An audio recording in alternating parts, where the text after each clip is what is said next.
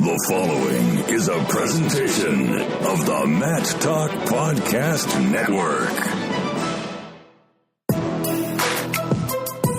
You are now logged into WarUp on the WPIAL, featuring your hosts, Greg Warnock and Jeff Upson. PA Power Wrestling.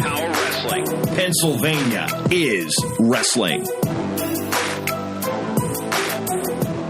Welcome into WarUp on the WPIAL. Greg Warnock alongside Jeff Upson, and back after a weekend of wrestling at Indiana University of Pennsylvania on a AA side for me, for you, Hershey. It's like you're home every other week, it seems like. Oh, my gosh. I'm there all the time. You know, my parents are going to wonder why I'm coming home so much to hang out with them.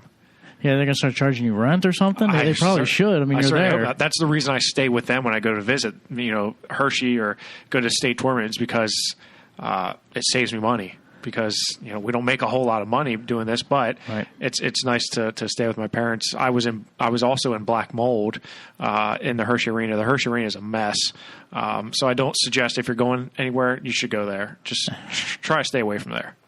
Good thing you have the Giants Center coming up in a couple of weeks for the state tournament. The AA Southwest Regional capped off at IUP in a nice venue once again for that event. And a lot of great wrestling happened between Districts 5, 6, and 7. Your 106-pound bracket, to no surprise, Joey Fisher of South Park was your champion, and he did it in dominating fashion. A couple of big major decision wins, and even in the final against Kai Burkett, although the score shows 4-3, Fisher really dominated that match. Can you talk a little bit more about that, Greg? Because, when someone looks at that bracket and they say, oh, only 4-3 over Kai Burkett, what was so dominant about him in that finals? Well, Fisher went in and got right in on the legs of Burkett and actually ended up, I don't know if it was a scratch inside of his mouth or cut his lip, but it caused him to have a lot of blood time throughout it, so there was some stoppage, but he just controlled the pace. He controlled the pace. He wrestled took his shots, was able to control the ties whenever that happened. Got a lot of his Russian ties in. He likes to go to that a lot. And he was just able to control everything on their feet. He did end up giving up a takedown, but still it was one of those things where Fisher was there was never any doubt. And not only does Joey Fisher make the state tournament, but also Luke Gebeg from Mount Pleasant as a freshman.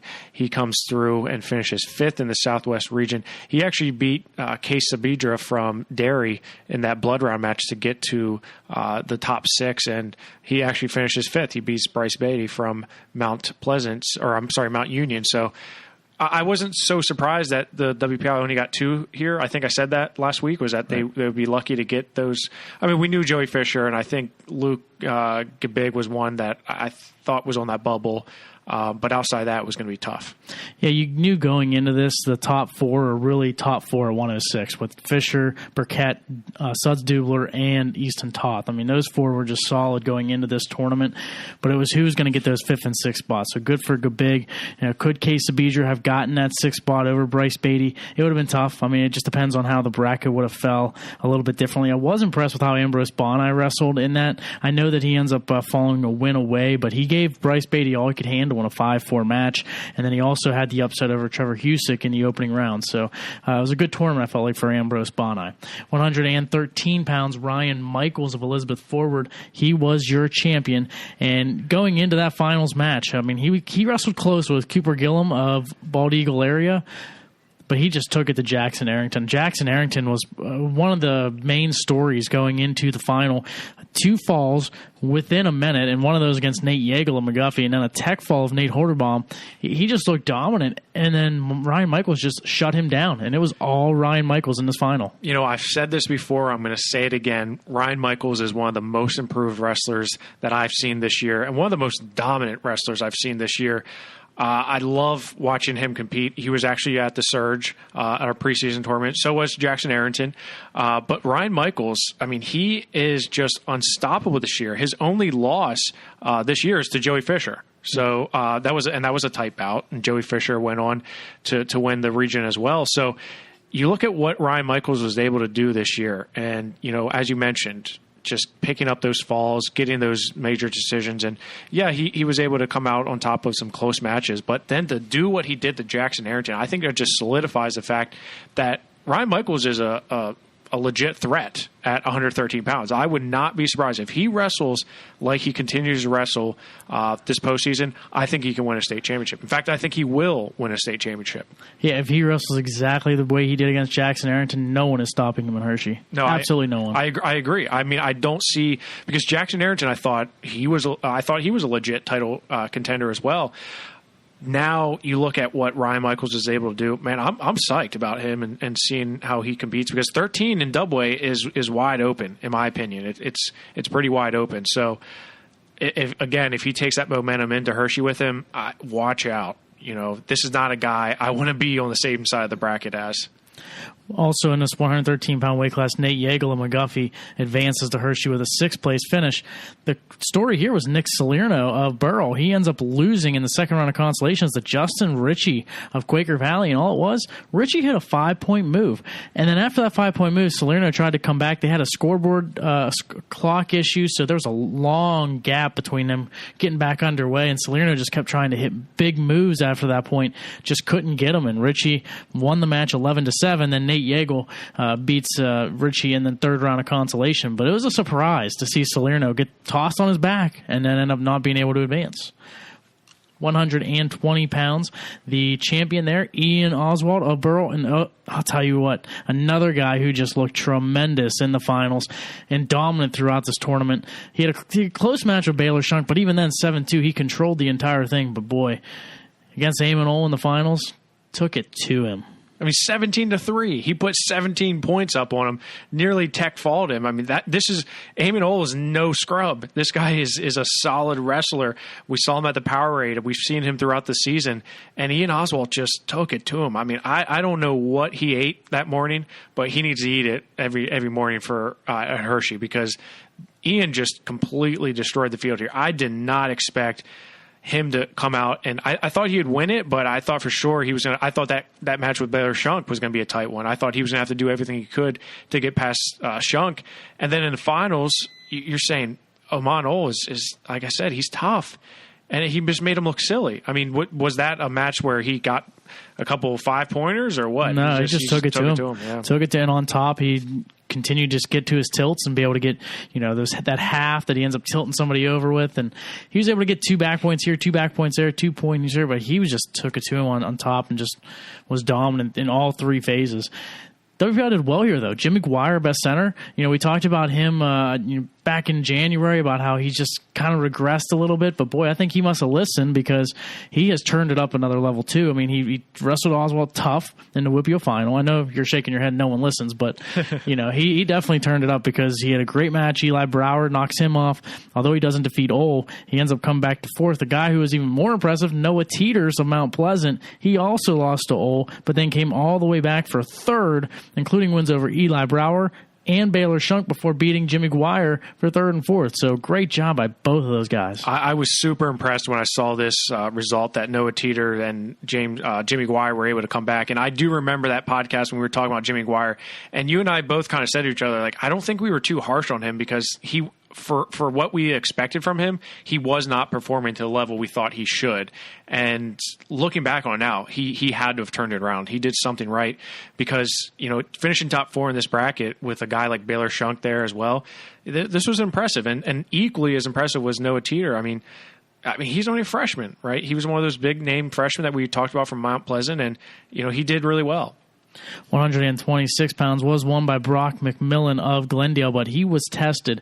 It was a great bout in the quarterfinals against Z.J. Ward of Freedom. Ward was actually winning that bout up into, I think in the second period, McMillan ended up eventually tying it and then running away with it in the third. Z.J. Ward, impressive performance throughout. He finishes in 4th place, but he also beats Chase Proudfit in the consolation semi to get to that 3rd and 4th before losing to Tyler Dinachik. Tyler Dinachik knocked off Jet Pattison in the opening round with a fall, and Pattison falls a win away from going. He lost to Byron Daubert of Forest Hills. Tyler Simmerman, meanwhile, of Derry, he finishes in 2nd place. He beats Daubert by fall. He beats Chase Proudfit in overtime. and he gets to the final, finishing in second place and testing McMillan a little bit too in the process. Yeah, I you know what I take away from this, and I talked to Eric Knobsnyder, who was also there as well, and he said, I'm really impressed with Ty Simmerman. He said, I may have been a little bit down on him this year, not maybe ranking him where he probably should have been, but he really impressed us up there this weekend because, like you said, he got a big fall against Daubert, but then also grinds out a win against Proudfit, and then he pushed Brock McMillan, a guy who's number one in the state. So you gotta like what he was able to do there. And for ZJ Ward, I mean, that's another notch on his belt as a senior. I'm happy to see him making it to Hershey again. He's a guy who was out for injury for a lot of time, and I will say that in the third period, he tends to start to give up some points and slow down a little bit. If he can get that conditioning under wraps in the next 2 weeks before Hershey, look out for ZJ Ward because he tested Brock McMillan. I think he gave him, we talk about Simmerman and the challenge he gave McMillan. He gave him a tougher test in the quarterfinal. 132 pounds. The surprise of the tournament came in the quarterfinals. Connor Redinger of Quaker Valley pinned by Chase Chapman of Phillipsburg Osceola. He ends up making it to the final because he also knocked off Garrett Cornell of Everett in the process. But Redinger comes back, and he actually finishes in sixth place as he ended up dropping a pair of decisions to Zach Whitmer as well as Garrett Cornell. Meanwhile, Donovan Chambers of Elwood City finishes in fourth place with a big win over Clayton Royer in the consolation third round to get a medal, and then beating Garrett Cornell in the consolation semis. 132 was a mess. And, this was the one weight I was following very closely from afar. And, I was getting updates from Eric throughout the weekend. But 32 was nuts, right? Because we said this was definitely the deepest weight class. You looked at guys like Caden Cassidy, Garrett Cornell, who they split some matches, Zach Whitmer, and then Connor Redinger. You're thinking, man, you have a lot of state medals right there packed up.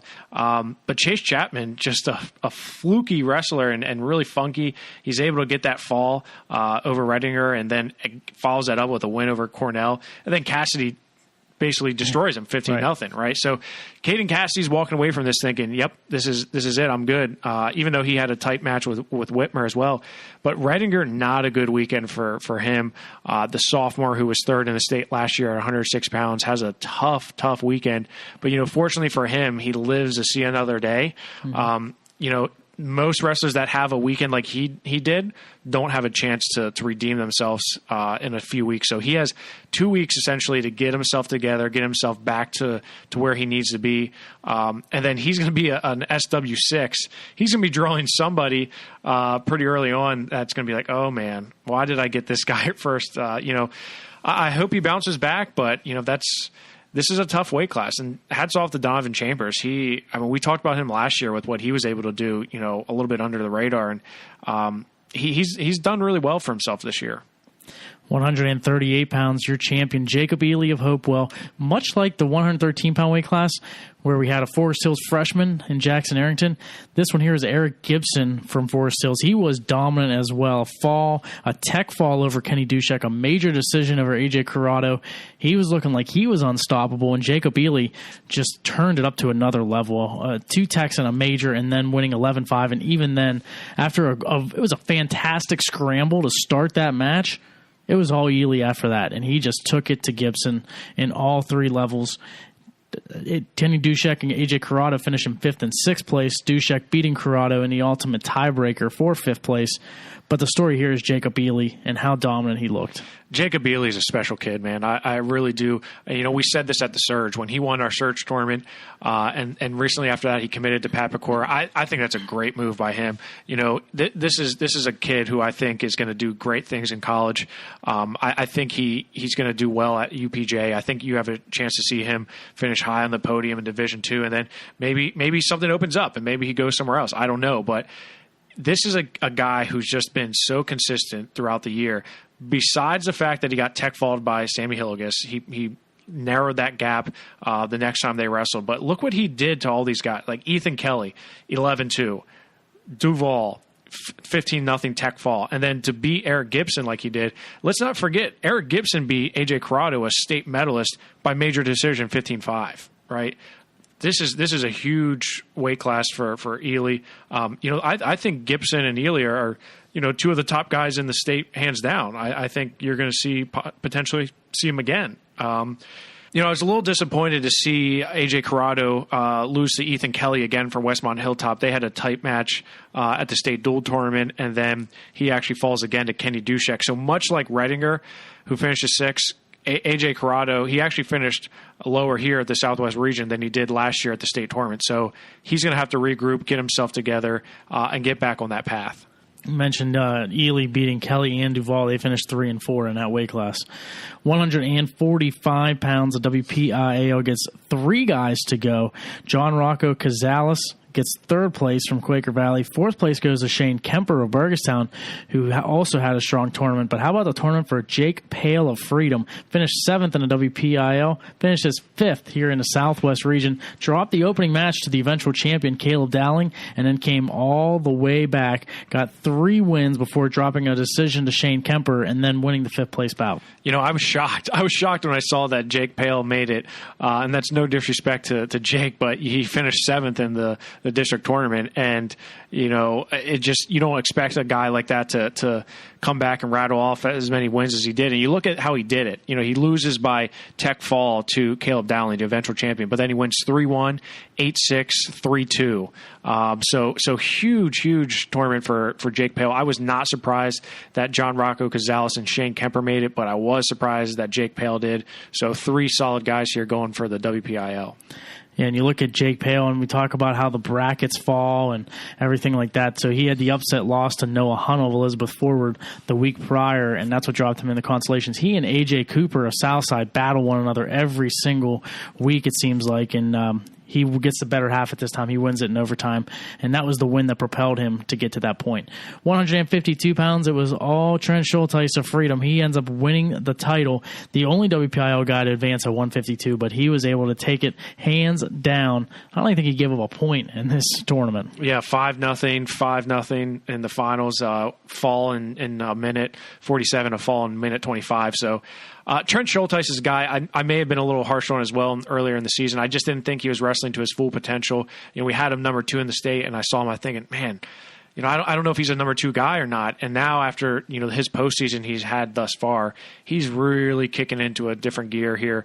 I think his win over Keegan Rothrock really helped him confidence-wise. And pinning John Dale. John Dale's a guy who I thought was seeded pretty poorly at the District 6 tournament. So Schulteis, he's firing all cylinders. I think he's going into states with the momentum. 160 pounds, your champion was Thane Lawrence of Fraser. He had a big win over Tyler Stoltzvis of St. Joe's in the finals, 8-2. WPIL also getting Austin Malee of Burrell to advance. And boy, he was injured, and he wrestled through it. He gutted it out. 2 big wins over Seth Holderbaum of Chestnut Ridge and Cole Sosong of Portage. And then once he got into the semis, he injury defaults out. So he's going to be the 6th place guy going out of this region when he beat the guy who finished in 3rd place in Cole Sosong on a bum leg, too. So that tells you how good Malee is in this weight class, but he does get to advance and gets 2 weeks to try to rest up and get back ready to go. I was so happy to see that because I said last week, I said he's going to have a tight match with Holderbaum, and then he's going to have to try to give it a go against Sosong. And, when I saw that he won that 4-3 on essentially one leg, and I'm just, wow, good for him, because that's a guy who we've seen throughout the year. He was also at the Surge tournament, did really well. And then you see him able to bounce back and really grit one out here. And then, like you said, the guy who finished 3rd is eventually Sosong. So good job by him. But let's not discount what Thane Lawrence did. Thane Lawrence is the number 1 guy in the state. He beats the number 2 guy in the state. Stoltzfus is a returning state medalist. He's been ranked in the nation before. Thane comes out and gets a pretty convincing 8-2 decision over him, much like last year when we saw him with Justin McCoy going at it back and forth weekends. I think we could see him and Stoltzfus go it again in Hershey. 170 pounds, Christian Clutter of McGuffey finishes in 2nd. Noah Hutcherson of Valley in 4th. Christian Clutter just did not open up his offense throughout the whole weekend, scoring 3 points in every one of his wins and then dropping an 8-2 decision to Jared McGill at Chestnut Ridge, and really McGill controlled that entire bout. Yeah, I mean, he only beat Thomas Hicks from Tyrone 3-0, and I'm thinking, man, I thought he would beat him by a little bit more. Then has a tight 3-2 match with Zach Rosenberger from St. Joe. So, Clutter, but then he beats a tough Derek Brown as well, who is a District 6 champion and is highly ranked. Unfortunately, Jared McGill, he was standing there in the finals ready to go and waiting for him. So, he's going to have to, if he wants to get on top of that podium in Hershey, he's going to have to do something different.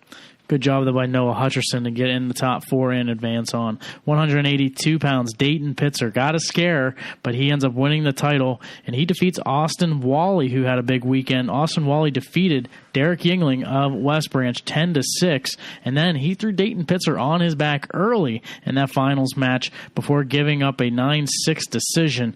And Bryson Miller of Freedom, he comes back and finishes in 3rd place, so 1-2-3 for the WPIAL. What a great weight for the WPIAL, and talk about Dayton Pitzer, a freshman up at 182 pounds, and you're talking about him going out and beating guys like Bryson Miller. I mean, come on, that's insane, because this is a guy who throughout the year has been pulling off these big wins, and you're thinking, all right, when's this going to run off? Right? This can only last for so long, and it hasn't. His only loss on the season is the Scott Joel, a guy who he beat. He redeemed that loss already. So, still, I said this before, I'll say it again. One of the most impressive freshmen, probably one of the most underrated freshmen, has to be Dayton Pitzer, and not taking anything away from Austin Wally and Bryson Miller, but Dayton Pitzer, man, he finds ways to get it done and get it. And for a freshman to be composed in his first regional final after getting thrown to your back, that's pretty impressive. So I hope the WPIAL does well in states. I think they will with these 3. Yeah, I agree with you 100%. 195 pounds. WPIAL does not fare as well. John Vargo of Bentworth dropping a 3-1 decision to Damon Lemon of Tussey Mountain, a guy who wasn't even ranked coming into the tournament. Jeff Magan, meanwhile, he ends up wrestling John Vargo and beats him in the consolation semifinals 4-2. Magan finishes in 4th. Vargo finishes in 5th. Yeah, Lehman was the talk of the tournament, because I remember texting Eric Knopsteiner and said, who is he? Because this is a name I didn't recognize. I know Tussey Mountain, but I didn't know, necessarily Damon Lehman. And what he did was beating David Close and then upsetting Jonathan Vargo, a guy who I thought not necessarily a shoe-in for the finals, but man, that was a good tournament by him. Luckily, Vargo's able to bounce back, but Jeff Magan, he had a good tournament too, beating Vargo 4-2. So again, you have a couple weeks here to get refocused and recharged, recentered. So hopefully they're able to do that. 220 pounds, Dom DeLuca of Derry wins the title. He does it with a 3-2 win over Dwayne Nisley of Chestnut Ridge. Again, another match that he controlled throughout the entire bout. Just gave up a takedown late. Meanwhile, for the WPIAL, Connor Forrest of Hopewell did not have as strong of a showing. He actually battled Dwayne Nisley tough, but just came up short in a 4-3 decision in the semis after beating Corey Johnson of Glendale. And it looked like, okay, this guy's going to come back for 3rd. And then he ends up dropping decisions to Shane Clark as well as John Croft to finish in 6th. Yeah, he took that semifinal slide there, going from the semis all the way down to 6th place. But, Dom DeLuca probably doesn't get as much talk as he should and get as much recognition as he should. Again, this is a guy who's only lost in the season is to the number 1 guy in the nation, Braxton Amos from Parkersburg South. And DeLuca is just, he's dominating guys. And as you've mentioned in the finals, he was pretty much in control of that match there. So, after watching him lose in the finals of the state tournament last year, I think he's refocused. I think he's ready to go for next week. 285 pounds of WPIAL gets a pair of guys to go. Gerald Comedy of Washington, he finishes in 4th place. Riley Kemper of Burgestown finishing in 5th. Meanwhile, David Schufert does not wrestle. He was the only scratch in this tournament, not able to go. So that bumped everybody up a spot after Kemper. And one guy that took advantage of that was Comedy and getting on the stand. And a great tournament from Comedy overall. How about that performance from Gerald Comedy, a guy from Washington, only a junior and really has done well for himself this year, has had a few close matches with all those guys. And for him to come back and make it to the state tournament for Washington, that's great. Somewhere Stan Macias is smiling down on him, Gerald Comedy making the state tournament. So hopefully he can do it again next weekend. Overall, the WPIAL gets 31 qualifiers to go. They have 8 total champions. So we mentioned that the cream of the crop is there. The top end talent is there for WPIAL. It's just some of the depth may not be there, and that comes to fruition here in the Southwest region. Meanwhile, for some of the teams, Freedom had its best showing. They go 5 for 5. All 5 of their guys advancing on.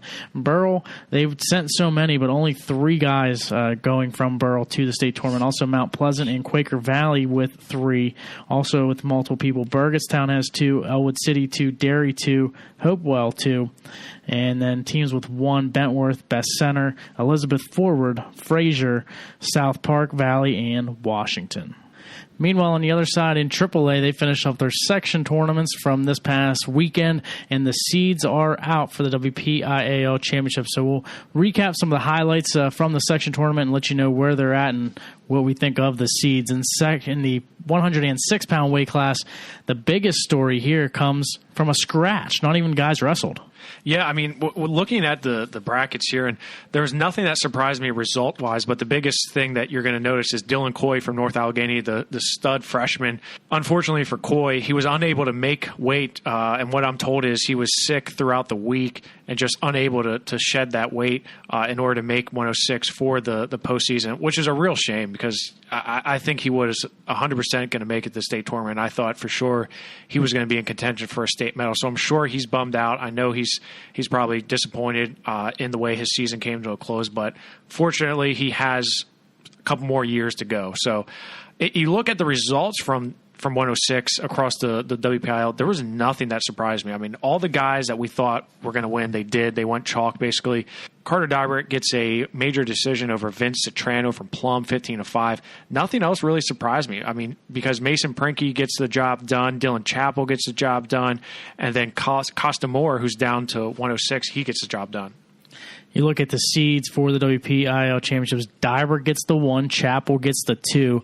So I think that it's very likely they are on a collision course with one another. But then you have Mason Prinkney 3, Costa Moore 4, and Vince Citrano 5. Briar Priest getting the 6th spot. I think it's a top 5 mix here. And who's going to come out as a 3-4? Is it Prinkney, Moore, or Citrano? Yeah, I think 1 and 2 is pretty much. I would be very shocked to see one of those two get knocked off. I think this is a state finals match essentially. This is I keep on bringing up the Surge. These two wrestled in the Surge finals with Dylan Chappell winning that one. They didn't wrestle at Powerade, in which Chappell finished 2nd. So I think we could potentially see this happen 2 weekends in a row. But you're right. The biggest question is here: who goes 3 and 4? I think Prinky has a really good shot to do that because I think he's just has a little bit more experience than a guy like Costa Moore. But I wouldn't be surprised to see Costa Moore also sneak in there at top 4 there. So looking forward to 106. Yeah, it should be a lot of fun. 113 pounds. One match that did not take place, Vince Solomon and Kyle Burkholder. Vince Solomon wins by injury default, so we'll see how Burkholder is come next week whenever he wrestles in the WPIAL Championships.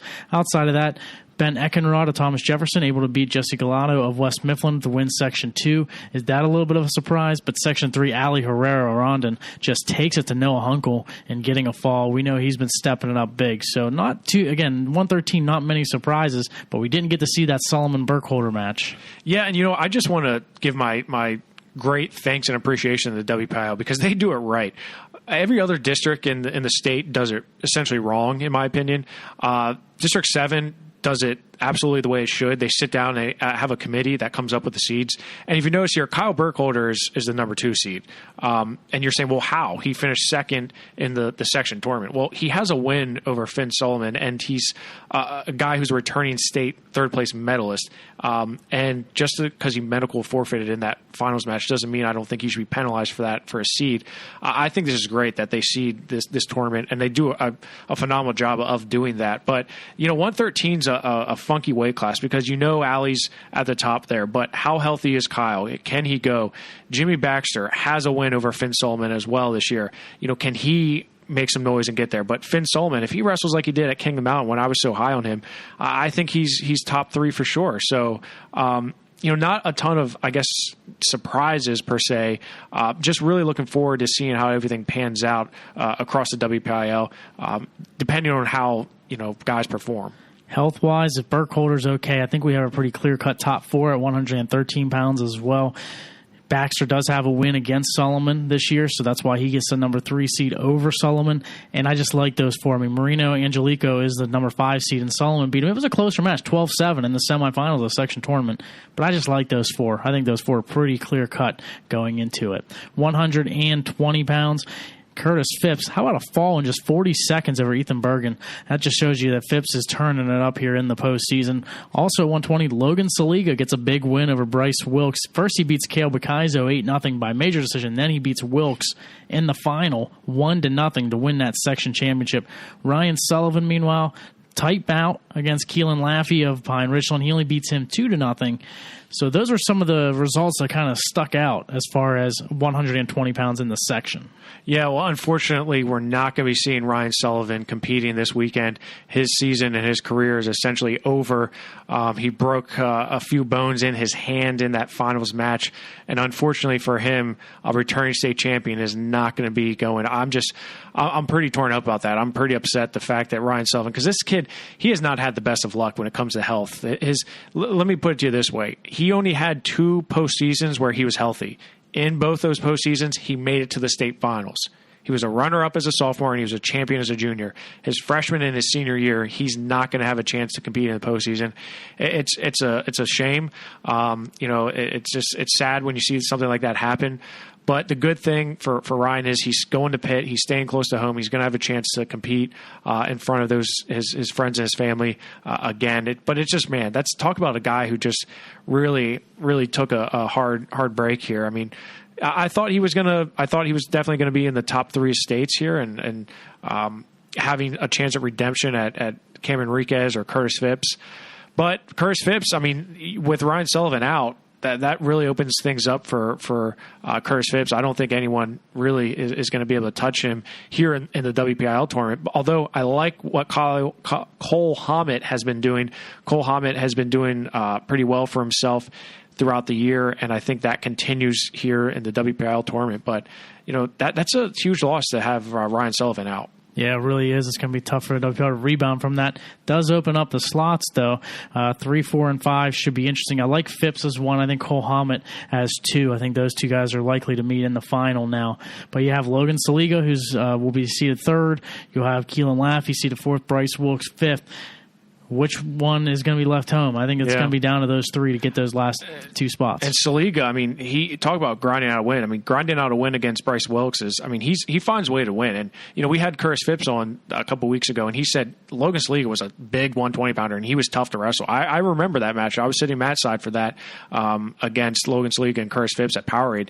And Saliga was right there with him. I mean, he was in that match. So, I like his chances. I think the seeding committee, again, got it done spot on here. I like the fact that it's going to be Phipps as a top and Cole Hammett and Logan Saliga in there as 2 and 3. So again, that 4th seed, that 4th spot, who's going to get Bryce Wilkes? I'm going with him because of an upperclassman, but Keelan Laffey, don't sleep on him.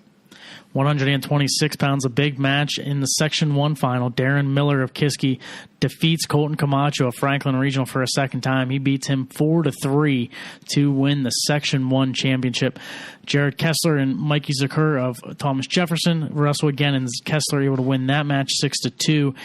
For the Section 2 championship, and Kenny Heyman knocking off Jordan Waters 3-0 for 126-pound Section 4 title. I mean, 126, if that doesn't get you excited, I don't know what does. Darren Miller, Colin Camacho, and Kenny Heyman, all 3 of these guys are very familiar with each other. Then you throw in Jared Kessler, the freshman phenom from Connellsville.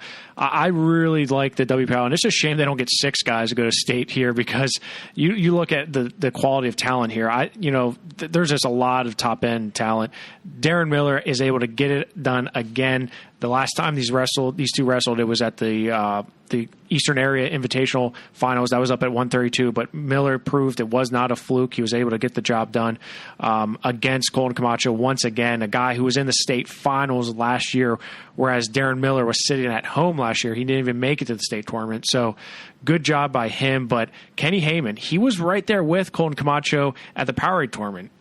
Can he keep it close again? And in fact, can he get over the hump and beat Colton Camacho? And don't forget, Kenny Heyman also took Darren Miller to tiebreaker in the dual meet at the quad meet in December. So Kenny Heyman is a guy who I would not want to be again faced against each other because he's a guy who just is, he always fights, and he's just always a guy who's going to be in your face, and he's not going to give up. So these top 3 here are really tough. And you mentioned Jared Kessler. How about Jordan Waters, a state qualifier last year? He's going to be the 5 seed. He's on the outside looking in right now, trying to get into that top 4. So that one should be a lot of fun. Yeah, he's going to have to pull essentially an upset over. And when you have 3 really top guys like Miller, Camacho, and Heyman, that 4th spot, I think you look at it and see, wow, that you really have to earn that 4th spot if you are going to make it. 132 pounds. How about this section 1? We talked about it last week and how deep it was. How did they finish? Willishell 1, McCann 2, Altieri 3, Starr 4, Perkins 5, Breen 6. That is a loaded top 6, and finished about how they were seated, but boy, it was a lot of fun to watch. Yeah, I mean, that section was just so deep, and we talked about Justin Perkins kind of being the unknown there, and depending on which Justin Perkins showed up, and unfortunately, it was the one that wasn't able to get the job done here. But Gabe Willishell, Zach McCann, they had a good finals match. Willishell, I think, is just he's so much fun to watch. I love watching him wrestle because you just never know what kind of position he's going to be in. Were you surprised that in section 2, Josh Marunik from Connellsville beating Tony Salopek from West Mifflin 6-4 in overtime? Did that surprise you at all? Yeah, definitely did, especially a guy coming into this only 15-9 on the season and not really making a lot of waves going into it where Salopek has. But I think Salopek just also coming in as 25-9, not having the season he expected to have, and able to, maybe just wasn't ready for the way Marunik came after him. Yeah, and the one match I'm looking forward to if it happens is Jason Geyer versus Zach Macy. Zach Macy, has been up and down this year. He's wrestled as high as 152. He was banged up in the beginning of the year. But Jason Geyer, he's not made it to the state tournament before. Macy has.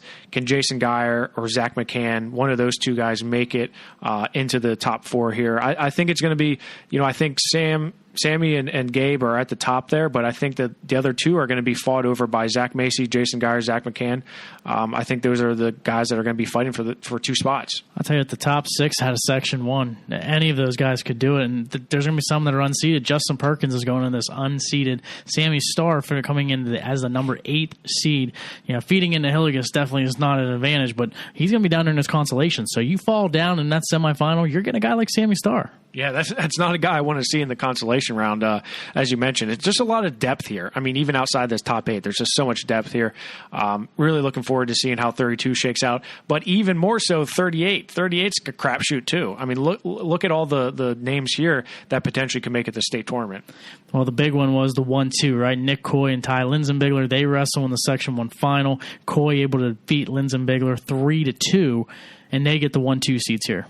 Well, and you look else there. I mean, all of Section 1 here is the top 3 with Mason Spears going to the 3rd spot in the seeding. And I was not surprised at all to see that because Spears is a guy who has done well all season. He won the King of the Mountain tournament. He has had some big wins in his this season alone, but beating DeJuan Herzog from Greensburg-Salem really helped him plead his case to be in that top part of the bracket.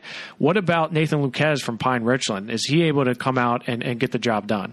Yeah, he's able to get done in the section tournament, but he did win by injury default over Drew Vlasnik. Vlasnik had a big win over Ian Scarberry, a Shaler, 4-2 to able to get to that final. So those 3 guys battling one another back and forth, but Luquez, can he climb into that mix? You talk about Herzog got the 5 seed, and he's the 4th place finisher. He's the 4th place finisher. And then Vlasnik finishes in 2nd, and he's the number 6 seed. So right there, you have those 2 sections were loaded up in this weight class. Yeah, I'm very curious to see how Drew Vlasnik does. I mean, we've been in and out of the lineup ever since team states. I don't know what exactly the issue there, if how banged up he is, but if he's healthy, if he's ready to go, I think he's no doubt in the top 4. And here's the unknown, Daniel Yetzek. Ambridge, we don't see a lot of. You don't know much about them. He comes in as a Section 4 champion, 29-3, but he's the 8th seed. Can he pull an upset or two in this? He's going to feed into Nick Coy, which is a tough spot, but then he's going to be down in his consolations coming back, and when you have a tough loss in a semi, you're going to see a guy like maybe Yetzek who no one really knows a lot about. Yeah, I mean, I'm not going to look past Yetzek. It's funny. Eric Knopfsnyder's brother, Larry, teaches at the Ambridge School District, and I'm always hearing about Danny Yetzek and how good he is. I'm like, man, but Ambridge doesn't wrestle anybody. I don't see him, and he was at the Surge tournament as well, and I think if there's anyone that's going to surprise people, it's Yetzek. I think he's the guy here who out on that Sunday or that Monday after the WPIAL tournament, we're going to be saying, man, he really impressed me. And we're going to say, well, what can we compare it to? We haven't really seen him at all this year. So, I would not be surprised at all to see him top 4 here. I would not. So write that down, Greg. When Yetzig finishes top 4, you can say I told you so. Who's he knock out then? Mason Spears? Spears or Lucas? Yeah, one of those two.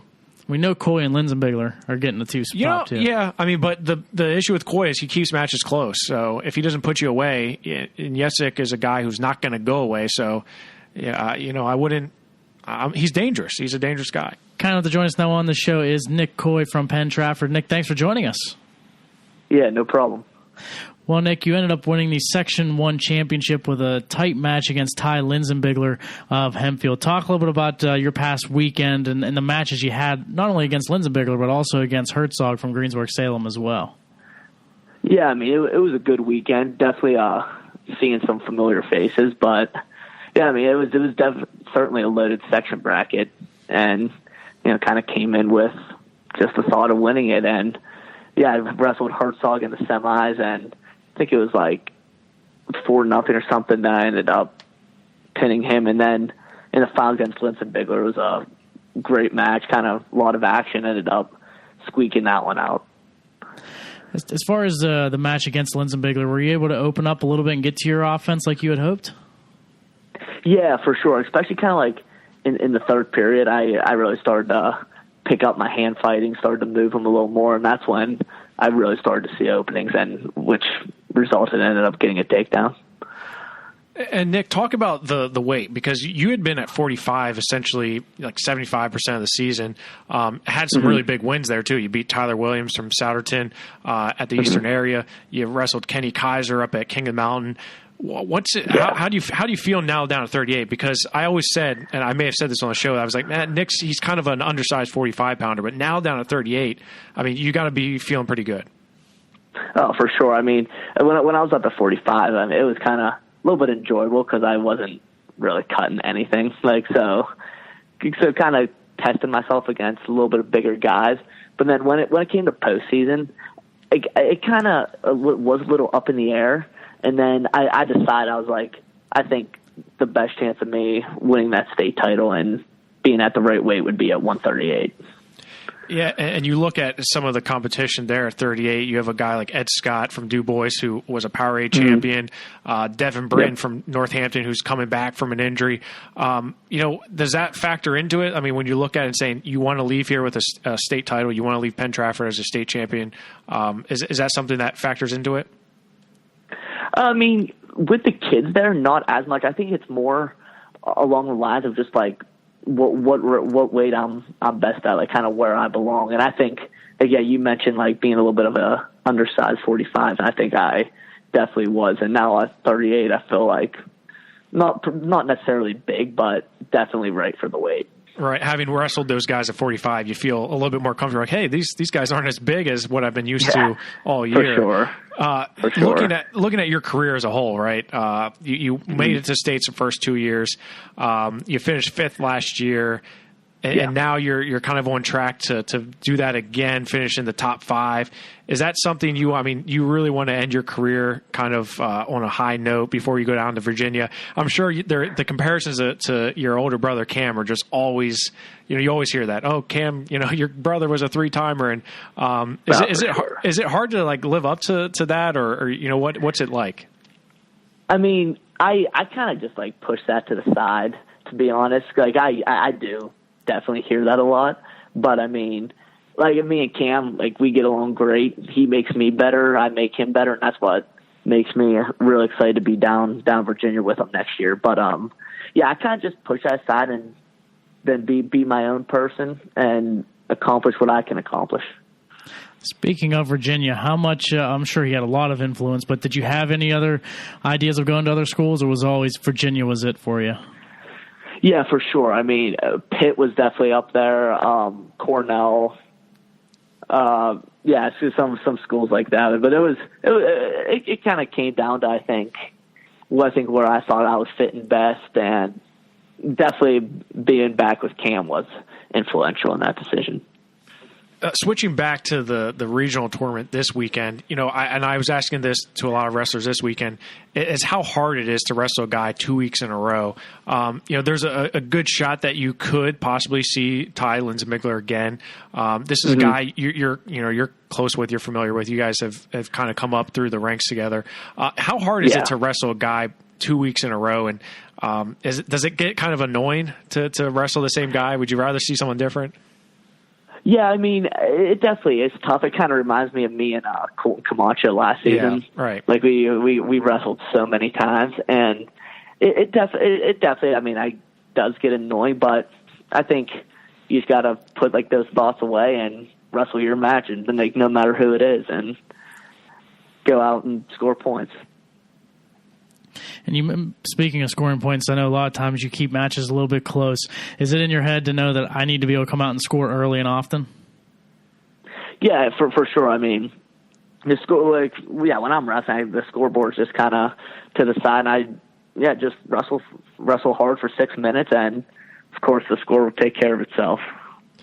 Nick, I was just remembering back from the King of Mountain when you were wrestling Kenny Kaiser. That was like a 24-minute match.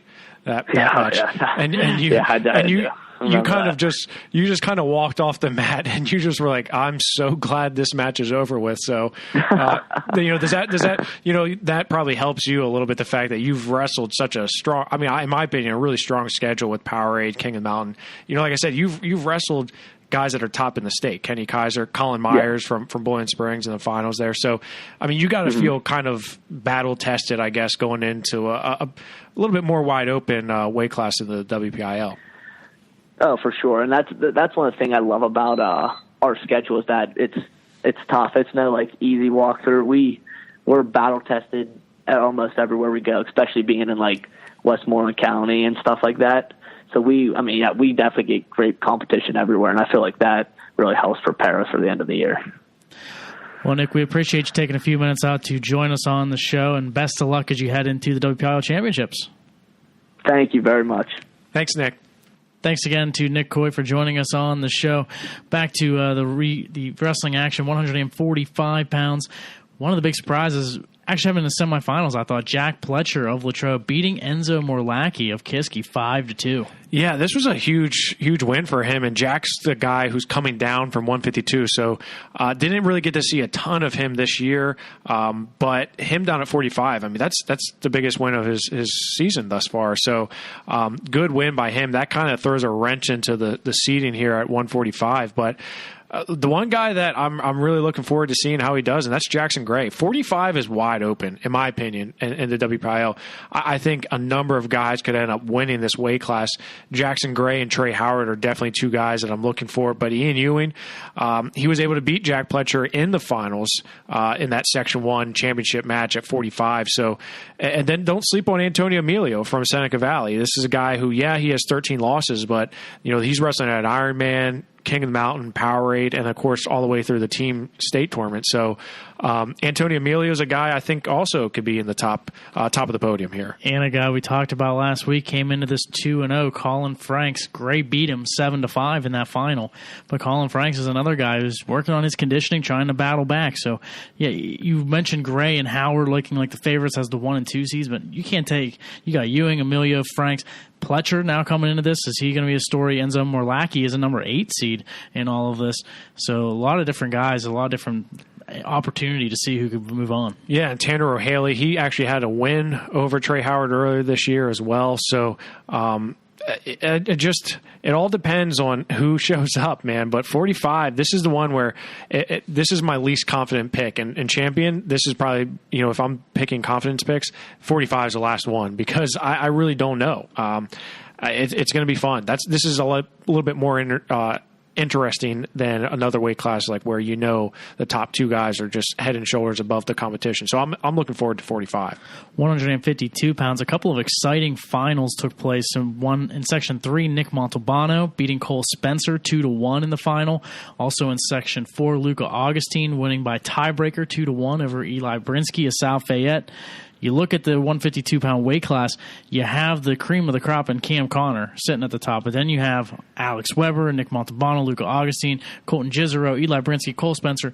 That's a 7 solid wrestlers to take 3 spots. And throw in Trevor Verkleeren from Hempfield as well. I mean, really the top 8 here are a very solid top 8. Again, this is a weight that WPIAL should be getting 6 guys to the state tournament because you look at, and Cole Spencer is a state medalist. He's a returning state medalist, and he's 7th seeded in the WPIAL tournament. That's crazy. That's insane. That shows the depth of the WPIAL and how difficult it really is to get out of this region, but then also to do well at the state tournament. So Cam Connor obviously is a guy who I think is the top of the chart here. But Alex Weber's had a phenomenal year. Nick Montalbano, if he wrestles like he did last week against Cole Spencer, he's going to be a threat. But Luca Augustine, again, another sophomore here who I think has a good shot of surprising a few people. The top 4 here are going to be insane. I think, outside of Cam Connor, the rest of the spots are pretty much up for grabs here.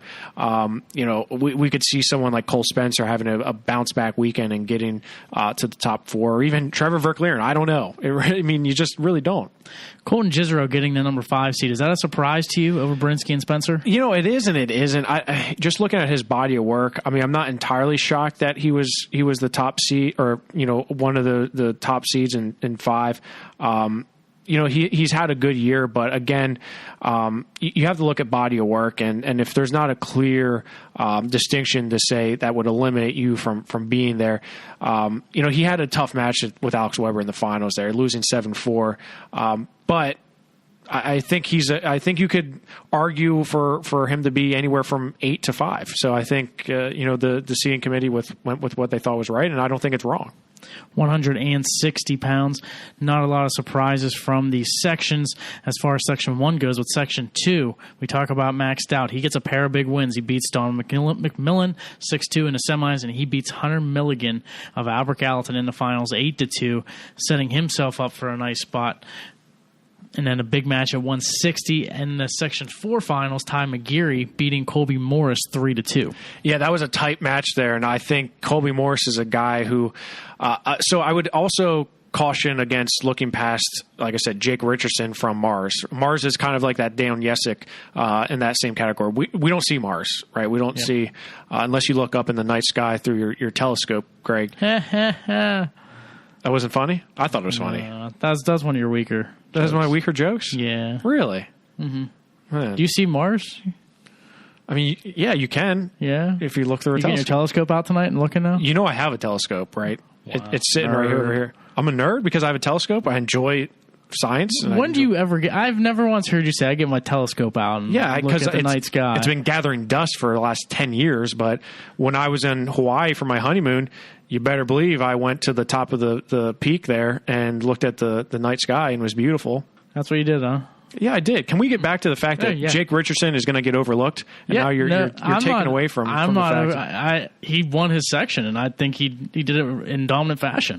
He did, but you look at the top here: Jack Bloomer and Ty McGeary, 2 guys that are, let's not forget, Jack Bloomer won a regional title last year, did not win, did not end up on the podium in Hershey. Ty McGeary and Cole Spencer did. So Jack Bloomer has a lot to prove here, I think, at 160 pounds. Ty McGeary's kind of been his nemesis. He hasn't really beaten him that many times. He did beat him the last time they met. But you look at outside of those 2, I think, like you said, Jake Richardson, Colby Morris, Max Stout. Max Stout's a guy that we were pretty high on, especially at Powerade. Not saying he faltered, but it's a hard weight class. It's a hard region. So 160, I think the top 4 guys here are going to be in a good position to finish high on the podium in Hershey. Yeah, it should be interesting to see what 4 guys go. Bloomer, McGeary, I think are safe picks, but is it Richardson, Morris, or Stout that's left home? We're going to find out here this coming weekend.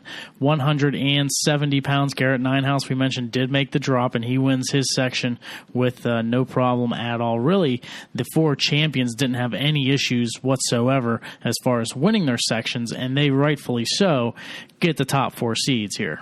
Yeah, I was not surprised at all with these 4-section champions. This is a little bit more of a lopsided weight class here. You have definitely some really top guys with Garrett Ninehouse, Nick Delp, and John Hoover, and he's another, and Jeff Markert's another guy who I think is a guy who doesn't necessarily get overlooked, but you just Peters Township maybe not always getting the ink that they should. I think the top 4 here are really solid. Do you think, let me ask you, Greg, do you think there's anyone outside of the top 4 here that has a shot? Do you think A.J. Ryan or Grant Wanawa can sneak on there? I don't. Yeah, I don't either. But I think those 4 are clear cut. And I think it's going to be a great semifinal between Delp and Hoover. I'm definitely looking forward to that matchup. But I think Ninehouse clearly runs away with this. Delp Hoover winner is 2nd, 3rd, Markert 4. Do you think Ninehouse clearly runs away with it? Do you think Delp is going to No. Ninehouse wins it, hands down. Even if, how healthy is Garrett? That's the question. Yeah, I mean, if his knee is really bothering him, right? But he's a guy who, even wrestling with an injury, he's still going to. Right. He takes a guy who he's really was wrestling up 2 weight classes in the team tournament to wrestle up a 195 pounds, wrestle Max Shaw, a guy who's could be a state champion. Yeah. And he takes him to double overtime. Yeah. And he lost in double overtime. Really, it's just more of like a coin flip thing. And you could tell his knee was bothering him. And he's basically wrestling up 2 weight classes because with his descent plan, he was only about half a pound over 170. Yeah. So I just can't see how. And Nick Delp's a great wrestler, and I think he's going to end up on the podium at Hershey. But that just tells you how good Ninehouse is. Yeah, well, I just got to see Edmund Ruth beat Luke Nichter in the South Central Regional Finals at 170. I really hope we get to see those 2 wrestle because Edmund Ruth's a lot of fun, and he's won over 102 matches in his 102 matches straight. So that could be a lot of fun. But we're looking way too far ahead there, Greg. Yeah, we are. That's for next week's show. Okay, 182 pounds. The section champions, not too much surprise. Other than some upsets going on, like Hunter Diltz of Kiski going in as a number 4 seed. He ends up winning the Section 1 championship. But outside of that, you had your expected champions going on. Your top 4 in this weight class: Luke Stout 1, Scott Joel 2, Cole Whitmer 3, Brandon Matthews 4. Not too much surprise.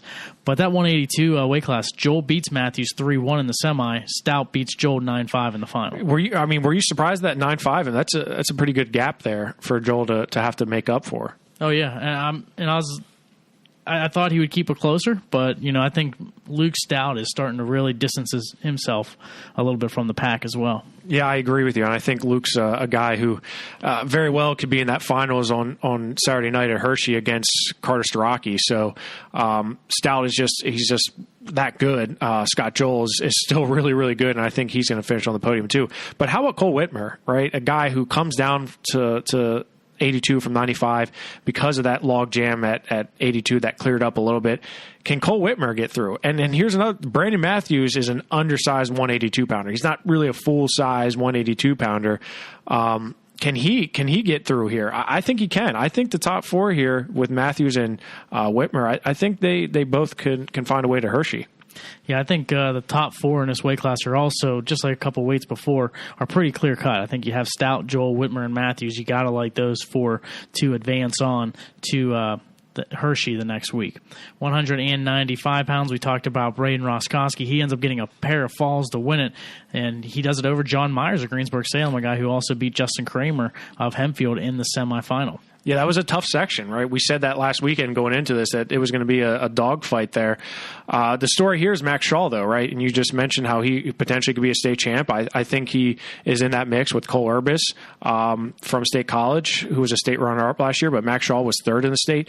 He's undefeated, 29-0, and as you mentioned, he just kind of tore through the bracket here. Max Shaw, I think, is head and shoulders above the rest. Justin Hart and Roskowski could be a good match potentially. But Roskowski, he won a tough section. I mean, he pinned John Myers in the final. So, he's a guy that if he gets going, he's going to be tough to beat. He took down Garrett Ninehouse this year a couple times, actually. He can go, right? He can wrestle. He can scrap. So those Kiski guys don't go away easily. The question here I have is, who's that 4th person to come out of here? Because I think the 3, Max Shaw, Hart, and Roskowski, are pretty clear cut. But who gets that fourth spot? I don't know. Can Luke Montgomery find a way on? He's your guy. You've been calling him all year. I have been. I have been. Come through for me, Luke. What about Dante Prezzuti from Montour, Logan Harmon from Armstrong?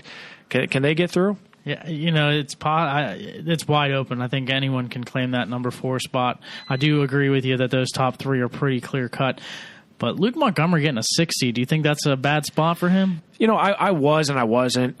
Luke Montgomery is a guy who I think you could make the argument he could be anywhere from 4 to 7. Yeah, I don't think it's a big surprise that he's there. 220 pounds. Dylan Ferretti of Hempfield gets the big win in the finals over Ryan Weinzen of Norwin. He wins by fall in that match to win the Section 1 championship. And Ryan Weinzman's a guy who I was very high on, especially after Powerade. He's really just, I thought, looked sharp. Dylan Ferretti is a guy who I was kind of disappointed with throughout the season. I thought maybe he should have picked up some wins where he didn't. But let's not forget about the guy at the top there. That's Augie Otwood from Armstrong. This is a guy from that neck of the woods that we don't really get to see a whole lot, right? We don't get to see Armstrong a ton. Augie's a guy who's undefeated, was a state qualifier last year. He's kind of the head man here. So do you think anyone can push him? I definitely think so. I think we're going to see Ferretti and Weinzen wrestle again in the semifinals, so a chance to get to the final.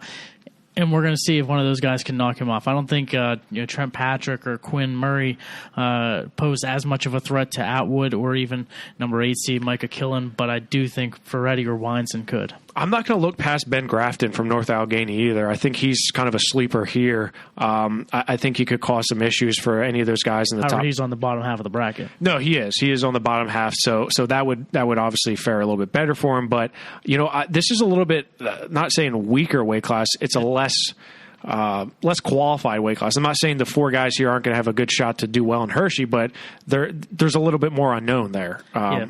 I would agree. This is probably the weakest of the weight classes for the WPIAL heading into this coming weekend. 285 pounds, Isaiah Fance was a champion. I think the biggest surprise, Zach Cipher of Norwin, not only beating Stone Joseph, but beating him by fall. So Stone Joseph ended up finishing in 5th place as he dropped the loss in the consolation as well. This is a guy who beat Giomar Ramos this year. Yeah, I mean, Stone's a freshman, so you got that obviously has to take a factor into it, but that really hurt him for going into the regional touring because he's now essentially going to have to fight all the way through if he wants to get on to the top 4. I think it's a long shot here, but Jake Slinger, man, oh man, 32-0. He's a stud. I'm really looking. I think I don't think anyone's touching him. Not in the WPIAL. I don't think anyone's touching him here. Isaiah Vance, yes, he's a solid wrestler. He's a big wrestler, but I don't think he has enough to beat Jake Slinger. Jake Slinger, I think, is going to be a title contender in Hershey. Michael Wolfgram from Central York, I got to see him this weekend. Boy, is he scary. He is a really, really sound wrestler. He wrestles like he's a 45-pounder. Tech fought his way to the championship in the South Central region. So I pray that we get to see him, Quan DeBow, and Jake Slinger all going at it. They should just have a 3-way cage match or something between those 3 in Hershey. Would you think PIAA would be up for that? No, I don't think so. Not in any stretch. Why? You go ahead. You volunteer it. Post it out there right now. Go ahead. I'll tweet it out. Yeah, go ahead. We'll see how far that gets you. It's not going to get far at all. Put those 3 in a cage match. I could see them doing it. Slinger will be a beast. He is. Yeah. I mean, he's going to be a beast. But this weekend, I think the top 4 here, I don't know, the top 3 especially, Slinger, Vance, and Hoagland. I like those 3 for sure. I like those 3. Quinn Franklin from South Fayette, it's kind of been up and down. He just wrestles everybody close. He does. He just wrestles everyone close, so it's going to come back and bite you, right? Giomar Ramos, again, a guy who has some big wins, but also some head scratchers. So I don't know. I think the 4th spot here is a little bit more wide open. Yeah, and a guy like Dom Serapiglia, who hasn't wrestled a lot of matches, but came out to help out the team, he might be able to climb into that mix. He very well could. I mean, he's a football player who's 14-3 on the season, and he could find himself extending his season. So that's very interesting. Pretty cool story there. Yeah, and only lost 5-2 to Nate Hoagland in the semifinals of Section 2, where then Hoagland lost by major decision of Slinger. So you could see 3 out of the 4 coming out of Section 2 at 285 pounds. Make sure you stay with us all weekend long because we will have updates from the WPIAL in the Southwest region. Can't wait, Greg. This is the best time of the year. This is, after being out in District 3, I'm excited for some more good wrestling out this way. And, man, it's going to be fun. I think we're going to see a lot of good wrestling between some high-quality wrestlers. Between Twitter, Facebook, our website. Make sure you stay with us throughout the entire tournament, entire weekend. Yeah, absolutely. And don't forget to follow us around other regions as well. We're going to have Eric Knopfsnyder up in the Northwest region. So we're going to be covering all bases here. And then make sure you join us next week. We'll recap the WPIAL Championships, and then we will preview the state tournament. With AA and AAA, we'll have it for you all here on WarUp on the WPIAL. Hard to believe it's happening and hard to believe it's coming, but it's here, Greg, so get ready. Make sure you stay with us all weekend long on PA Power Wrestling. For Jeff Upson, I'm Greg Warnock. Also, a big thanks to Nick Coy of Penn Trafford for joining us all here on WarUp on the WPIAL.